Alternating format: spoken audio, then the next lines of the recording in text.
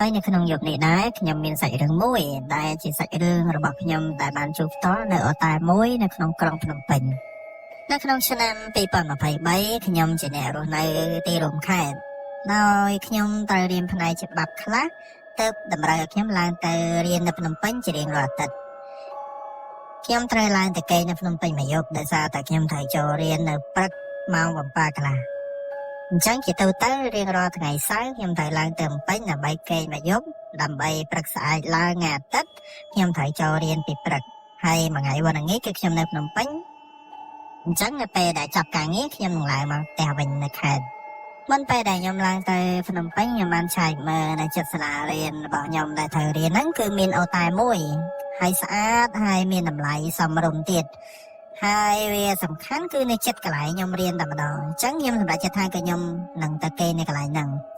ខ្ញុំចេញពីផ្ទះរបស់ខ្ញុំនៅខេត្តហ្នឹងគឺពេលថ្ងៃហើយប្រហែលជាយប់ឡើងម៉ោង8ទៅខ្ញុំបានទៅដល់ភ្នំពេញតែខ្ញុំបានទៅដល់ភ្នំពេញខ្ញុំក៏បានហៅកង់3ឲ្យគាត់បានជួលខ្ញុំទៅកន្លែងអូតែដែលខ្ញុំសម្រេចចិត្តថាគេនៅទីនោះនៅក្នុងយប់នេះពេលដែលខ្ញុំទៅដល់អូតែនោះភ្លាមខ្ញុំក៏លែកមើលជុំវិញដល់ឃើញថាអត់សូវមានមនុស្សទៅគេងទេប៉ុន្តែខ្ញុំគិតថាអញ្ចេះប្រហែលជាមិនមែនថ្ងៃបុណ្យថ្ងៃទានអញ្ចឹងបានអត់សូវមានមនុស្សទៅគេងព្រោះណាមួយនៅក្នុងទីក្រុងផងអញ្ចឹងវាមិនមែនដូចយើងនៅតាមខេត្តពេលខ្លះអាចមានអ្នកទៅគេងច្រើនអញ្ចឹងបើចកានៅក្នុងពេញអាចតែពេលថ្ងៃបុណ្យទាននេះទៅអាចមានមនុស្សច្រើនអញ្ចឹងជាថ្ងៃធម្មតាអត់សូវមានមនុស្សទេហើយខ្ញុំក៏អត់មានបានគិតអីច្រើនដែរព្រោះគិតថាជារឿងធម្មតាអញ្ចឹងខ្ញុំក៏ចូលទៅ check in check អីហើយគេក៏បានឲ្យសោបន្ទប់របស់ខ្ញុំហើយលេខបន្ទប់បើខ្ញុំត្រូវគេយប់ហ្នឹងគឺលេខ313ខ្ញុំក៏យកអីវ៉ាន់ឡើងតាមចរាយន្តឡើងទៅដល់ជាន់ទី3ហើយខ្ញុំបានចេញពីចរាយន្តនឹងភ្លាមខ្ញុំចាប់អារម្មណ៍ថាស្ងាត់ហ្មងគឺដូចមានអារម្មណ៍ថានៅក្នុងមួយជាន់ទី3ហ្នឹងគឺមានតែខ្ញុំឯងដែលគេនៅក្នុងបន្ទប់នៅជាន់ហ្នឹងតែម្នាក់ឯងខ្ញុំដើរទៅមុខទៅទៀតដល់ហើយផ្លូវកាច់ហ្នឹងមានកៅអីមួយជួរដែលគេដាក់សម្រាប់ឲ្យភ្ញៀវអង្គុយលេងអីចឹងក៏ប៉ុន្តែខ្ញុំដើរទៅស្រាប់តែខ្ញុំឃើញមានអ៊ំស្រីម្នាក់រៀងចាស់ហើយអាយុប្រហែលជា50ឆ្នាំជាងអង្គុយអោនមុខចុះហើយនៅស្ងៀមអញ្ចឹងខ្ញុំគិតថាប្រហែលជាអ្នកអនាម័យនៅទីនោះហើយគាត់ហត់ប្រហែលជាគាត់អង្គុយសម្រាកអីចឹងខ្ញុំក៏អត់គិតអីច្រើនទៀតព្រោះអត់មានបានសួរនាំអីគាត់ដែរព្រោះឃើញគាត់អោនមុខគិតថាប្រហែលជាគាត់សម្រាកអញ្ចឹងទៅក៏ដើរទៅមុខរហូតទៅដល់មុខបន្ទប់ខ្ញុំដើរទៅដល់ត្រង់ហ្មងបន្ទប់ខ្ញុំគឺលេខ313បន្ទប់ខ្ញុំបើនិយាយទៅគឺដើរមកផ្លូវបត់មកផ្លូវមកគឺដើរមកត្រង់គឺដល់បន្ទប់ខ្ញុំហ្មងដោយសារតែបន្ទប់ខ្ញុំហ្នឹងគឺនៅចំពីមុខផ្លូវហ្នឹងហ្មងអញ្ចឹងពេលដែលបត់ហើយគឺដើរមកត្រង់គឺឃើញបន្ទប់ហ្នឹងនៅពីមុខផ្លូវហ្នឹងហ្មងហើយជាទម្លាប់របស់ខ្ញុំមុនពេលដែលខ្ញុំចូលទៅក្នុងបន្ទប់គេងនៅកន្លែងទស្សនៈក៏ដោយនៅណាក៏ដោយខ្ញុំតែងតែគោះទ្វារ3ដងសិនបាទខ្ញុំចាក់សោចូលទៅក្នុងនៅពេលដែលខ្ញុំចាក់សោចូលទៅក្នុងភ្លាមគ្រាន់តែបើកទ្វារហ្នឹងក៏ស្រាប់តែមានខ្យល់មួយត្រជាក់មកប៉ះខ្លួនខ្ញុំភ្លាមដែលធ្វើខ្ញុំព្រឺសបល់ភ្លាមហ្មងប៉ុន្តែអត់មានឃើញអីទេគ្រាន់តែមានខ្យល់មួយដល់ពេលហ្នឹងខ្ញុំគិតថាប្រហែលជាមកពីអាកាសធាតុត្រជាក់អញ្ចឹងណាព្រោះដល់ពេលហ្នឹងពេលដែលខ្ញុំទៅហ្នឹងគឺក្នុងអំឡុងពេលខែ12ហើយអញ្ចឹងគឺខែត្រជាក់អីខ្ញុំក៏បានដើរចូលក្នុងបន្ទប់ហ្នឹងបើកភ្លើងចាក់សោធម្មតាបិទទ្វារបិទអីហើយទៅក៏រៀបអីវ៉ាន់ដាក់នៅក្រែហ្នឹងទៅនៅក្នុងបន្ទប់ហ្នឹងគឺស្អាតណាស់មានភ្លើងគ្រប់គ្រាន់មានរបស់របរប្រើប្រាស់សុទ្ធតែរបស់ល្អថ្មីហើយនៅតាមអញ្ចឹងមានរូបថតហើយជា4-5ហើយប៉ុន្តែរូបថតហ្នឹងគឺជារូបថតបែបបុរាណណាមានមនុស្សប្រុសមានមនុស្សស្រីខ្ញុំចាប់អារម្មណ៍មានរូបមួយគឺជារូបមនុស្សស្រីពាក់សម្លៀកបំពាក់បែបបុរាណដែលមើលទៅដឹងថាជាឈុតរៀបការហើយរូបថតហ្នឹងសម្លឹងមើលមកកាមេរ៉ាអញ្ចឹងពេលដែលយើងមើលរូបហ្នឹងទៅគឺភ្នែកដូចពងតែមើលគ្នាទៅវិញទៅមកអញ្ចឹងបានន័យថាពេលដែលគាត់ថតគឺគាត់មើលមកកាមេរ៉ាពេលដែលយើងមើលនៅក្នុងរូបថតហ្នឹងទៅគឺគាត់មើលដូចមើលមុខយើងដូចគ្នាពេលហ្នឹងខ្ញុំមានអារម្មណ៍ថាយ៉ាងខ្លាចតិចហើយព្រោះថាដូចចម្លែកតាំងពីចូលមកហ្មងណាប៉ុន្តែខ្ញុំគិតអញ្ចឹងវិញខ្ញុំគិតថាជារឿងធម្មតាទៅដោយសារហ្នឹងគាត់តែជារូបថតហ្នឹងតែគិតថាមួយទៀតរឿងស្ដាយលុយព្រោះថាយើងឲ្យលុយគេអស់ហើយហ្នឹងពេលហ្នឹងហើយមួយទៀតវាយប់ហើយយើងចេញក៏អត់កើតដែរអញ្ចឹងណា ដល់ចុងក្រោយខ្ញុំក៏សម្រេចចិត្តថាខ្ញុំអត់ចេញតាណាទេគឺខ្ញុំនៅគេនៅនឹងដដែលព្រោះវាយប់ហ្មងវាយប់ខ្លាំងពេកហើយអញ្ចឹងខ្ញុំក៏បើកទូឲ្យលើសំឡេងទៅដើម្បីកុំឲ្យស្ងាត់ពេកហើយក៏រៀបចំខ្លួនចូលទៅងូតទឹកទៅតពីខ្ញុំងូតទឹកងូតនេះហើយខ្ញុំក៏រៀបចំកេនប៉ុន្តែចម្លែកខ្ញុំគេអត់លក់សោះហ្មងព្រោះខ្ញុំគិតថាប្រហែលជាអាចមកពីខ្ញុំថ្លៃកន្លែងគេខ្ញុំថ្មីខ្ញុំគេមិនលក់សោះតើមកខ្ញុំគេមើលទូរស័ព្ទខ្ញុំមើល Facebook មើលអីចឹងទៅមើលរហូតតប្រហែលជាម៉ោង1ជាងខ្ញុំក៏គេលក់ដាក់ដឹងខ្លួនដែរខ្ញុំគេមកមិនទេស្រាប់តែភ្ញាក់មកវិញគឺដោយសារតែសលេងទូបើកខ្លាំងពេកតែខ្ញុំចង់នឹងថា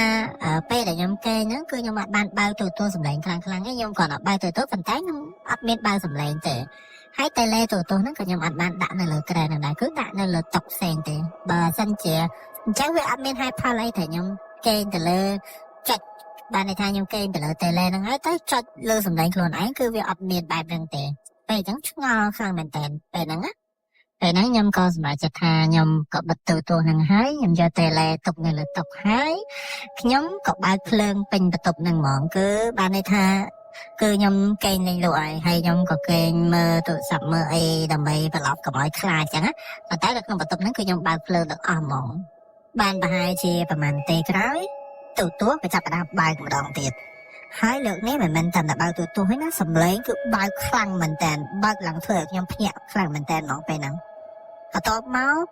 ភ្លើងនៅក្នុងបន្ទប់ហ្នឹងចាប់ដើរភ្លឹបផ្លែហើយសម្រាប់នៅក្នុងបន្ទប់ទឹកវិញទឹកក៏ចាប់ដើរបើកខ្លួនឯងបើកអាទឹកកន្លែងយើងលើកមកហ្នឹងក៏បើកខ្លួនឯងហើយទឹកកន្លែងមួយទឹកក៏បើកខ្លួនឯងហើយបន្ទាប់មកអាទឹកនៅចានប្រគុណហ្នឹងក៏ចុចខ្លួនឯងទៀតពេលហ្នឹងណាមិនត្រឹមតែប៉ុណ្្នឹងអាទ្វារបន្ទប់ទឹកបិទបើកពេលហ្នឹងខ្ញុំព្រឺក្បាលខ្លាំងមែនតើខ្ញុំអត់ដឹងថាត្រូវធ្វើមិនទេពេលហ្នឹងគឺខ្ញុំស្លន់ហ្មងគឺខ្ញុំនៅម្នាក់ឯងខ្ញុំភ័យខ្លាំងពេកហើយខ្ញុំពេលហ្នឹងគឺខ្ញុំចាប់ដើមនឹងថាខ្មោចឡងខ្ញុំមែនតើណាខ្ញុំភ័យឡងញ័រដៃញ័រជើងបនម៉ែបនឪអស់ហើយពេលហ្នឹងតមកខ្ញុំក៏អត់ហ៊ានធ្វើអីទៀតដែរខ្ញុំក៏ទាញភួយមកកលុំភួយនៅលើក្រែហ្នឹងហ្មងប្រហែលបានបន្តិចសម្លេងទាំងអស់ហ្នឹងក៏ចាប់ដើមស្ងាត់ខ្ញុំបើកភួយម្ដងបន្តិចលួចមើលព្រោះខ្លាចជួបខ្មោចនៅពីមុខតែពេលបើកមកគឺអត់មានអីទាំងអស់ទាំងដែលមុនហ្នឹងគឺបន្ទប់ខ្ញុំដូចចល័តចាក់ផែនទៅអញ្ចឹងគឺអញ្ញាពេលហ្នឹងហ្មងបន្ទាប់មកខ្ញុំក៏ដើរទៅបន្ទប់ទឹកតែអ្វីដែលខ្ញុំឃើញគឺទឹកពិតជាបានបើកមែនតើហើយទាំងដែលខ្ញុំងូតទឹកហើយនឹងបិទច្បាស់មែនតើខ្ញុំបានបិទទឹកនឹងហើយបានដើរចេញមកតែខ្ញុំឆ្ងល់ថាហេតុអីបានទឹកនឹងបើកខ្លួនឯងខ្ញុំបិទទឹកនឹងហើយខ្ញុំក៏ដើរចេញមកវិញបងប្អូននៅចាំមកគឺរូបថតដែលខ្ញុំនិយាយហ្នឹងណាខ្ញុំក៏កន្លែងទៅមើលរូបថតដែលមានមនុស្សស្រីជាពាក់បុរាណហ្នឹងស្រាប់តែខ្ញុំមានអារម្មណ៍ថារូបមួយហ្នឹងគឺកំពុងតែមើលមកខ្ញុំពេលខ្ញុំដើរទៅណាក៏ខ្ញុំមានអារម្មណ៍ថាកៅភ្នែករបស់ម្នាក់ស្រីហ្នឹងគឺកំពុងតែមើលមកខ្ញុំហ្មងពេលហ្នឹងខ្ញុំចាប់ដើមញ័រពេញខ្លួនអស់ខ្ញុំអត់ដឹងថាត្រូវធ្វើមិនទេតែខ្ញុំអត់បានឃើញអីទេគឺឮតែសំឡេងដែលខ្ញុំប្រាប់ហ្នឹងហើយនឹងសកម្មភាពទាំងអស់ហ្នឹងហើយនឹងរូបថតមួយហ្នឹងគឺអង្គុយគឺរូបថតមួយហ្នឹងគឺសន្លក់ខ្ញុំរហូតហ្មងខ្ញុំចាប់ផ្ដើមបែកញើសពេញខ្លួនហ្មងទាំងដែលក្នុងបន្ទប់ហ្នឹងគឺខ្ញុំបើកម៉ាស៊ីនត្រជាក់ឡើងត្រជាក់ហ្មងហើយខ្ញុំបែកញើសហ្មងពេលហ្នឹងខ្ញុំក៏ឡើងមកលើពុកវិញបន្ទាប់មកខ្ញុំក៏នឹកឃើញថាខ្ញុំថ្វាយអង្គមខ្នើយ3ដងហើយនិយាយថាកូនចៅអត់បានធ្វើអីទេគ្រាន់តែសុំស្នាក់នៅមកយកតែប៉ុណ្ណោះ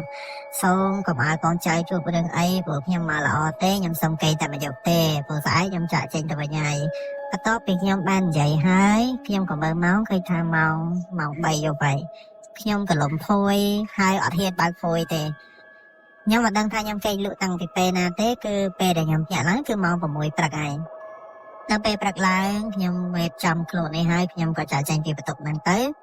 ហើយខ្ញុំក៏ check out ប៉ុន្តែនៅពេលដែលខ្ញុំ check out ហ្នឹងគឺខ្ញុំអត់មានបានប្រាប់ទៅអ្នកកាត់លុយនៅខាងក្រោមហ្នឹងទេហើយនៅក្នុងរឿងនេះខ្ញុំគិតថាប្រហែលជាខ្ញុំអត់បានសុំគេនៅពេលដែលខ្ញុំទៅគេងកន្លែងថ្មីទៅបានគេមករំខានខ្ញុំបែបនេះអញ្ចឹងណាហើយចាប់តាំងពីពេលហ្នឹងមកខ្ញុំទៅគេងនៅកន្លែងណាក៏ខ្ញុំតែងតែថ្វាយអង្គមខ្នើយ3ដងអញ្ចឹងដែរព្រោះថាខ្ញុំខ្លាចជួបអញ្ចឹងទៀតក៏ប៉ុន្តែខ្ញុំនិយាយមកដល់កន្លែងនេះខ្ញុំ នៅតែជួបរឿងនេះម្ដងទៀតហើយខ្លាំងជាងនឹងទៀតគឺនៅពេលដែលខ្ញុំទៅដើរលេងខេត្តមួយជួបជុំជាមួយមិត្តភក្តិខ្ញុំនៅក្នុងខេត្តដែលមានប្រាសាទច្រើនមែនតើតែរឿងមួយនេះខ្ញុំសូមលាក់សិនបើសិនជាបងប្អូនចង់ស្ដាប់បងប្អូនខមមិនខាងក្រោមចាំខ្ញុំយកសាច់រឿងពិតមួយនេះទៀតខ្ញុំនឹងមកនិទានឲ្យបងប្អូនស្ដាប់ហើយរឿងនេះគឺរំភើបខ្លាំងជាងរឿងនេះទៀត